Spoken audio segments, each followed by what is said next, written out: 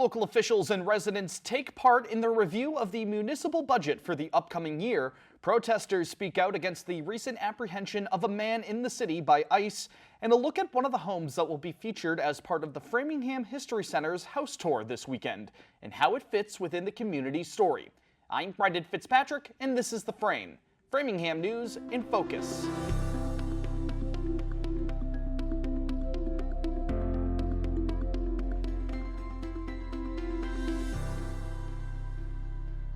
Hello and welcome to The Frame, an initiative of Access Framingham.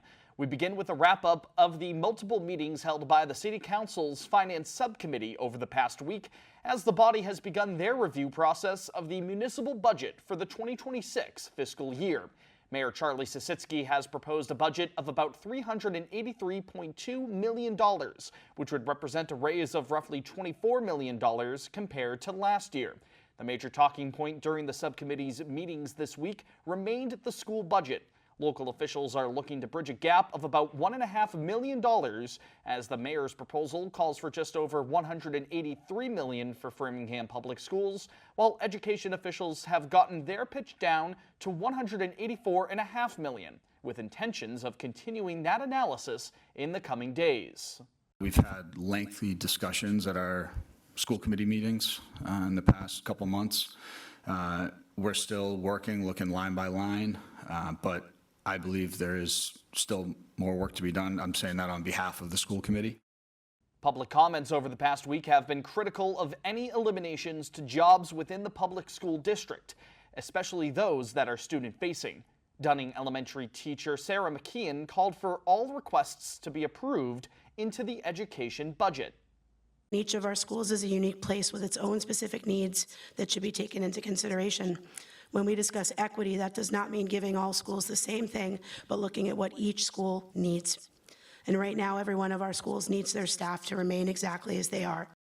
A quick rundown of the recommended budgets for some other departments across the municipal government. Just over $3.5 million for local libraries, between $2.5 and $3 million for both the Technology Services Department as well as capital projects and facilities management, close to $5 million for Parks and Rec, and nearly $14.5 million for the DPW.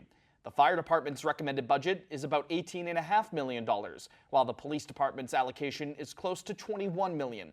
Police Chief Lester Baker said the department is aiming to focus on hiring and retaining sworn officers in order to make their operations more proactive. It's more than just crime. We need the officers out there. These officers are stretched thin. We do about 52,000 calls for service. The city is over 26 square miles. Finance Subcommittee meetings are set to continue this Thursday, May 15th, as we record this episode, as well as on Monday, May 19th. With that school funding gap slated to be a major piece of business. On Tuesday the 13th, at-large City Councilor George King called for all parties involved in the budget creation process to work together. People are definitely hurting in this economy. Water and sewer rates are up. I know that some people have no sympathy for the taxpayer, but I think what we need to do is try to come up with the most efficient approach to this budget as we can. In other news, local residents took to the Memorial Building last Friday, May 9th, to protest the apprehension of an undocumented man who was living in Framingham by the U.S. Immigration and Customs Enforcement. Last Monday, the 5th, multiple reports indicate that 25-year-old Daniel Oriana was detained by ICE at the Shell gas station at Cochituate Road and Concord Street. NBC Telemundo reported that the Oriana family came from Guatemala, where Daniel was pursuing a law degree 3 years ago in order to flee violence. Oriana's family said that Daniel had no criminal or police record, according to NBC, while WCVB reported that his girlfriend said he was apprehended while ICE agents allegedly confused him with another individual based on a photo they had at the scene. In turn, dozens of people gathered in front of the Memorial Building last Friday to protest Oriana's detention.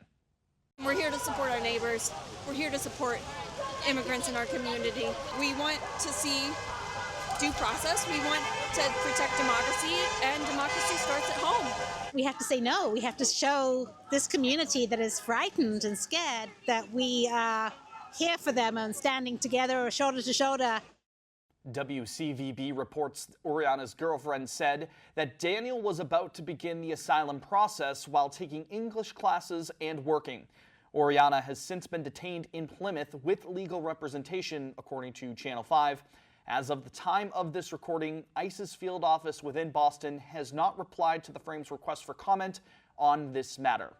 More details on the major stories we cover every week on the program can be found on our website. Head to www.theframe.news. We've got you covered with full written articles, feature pieces we've completed across the community, and a calendar filled with upcoming local events.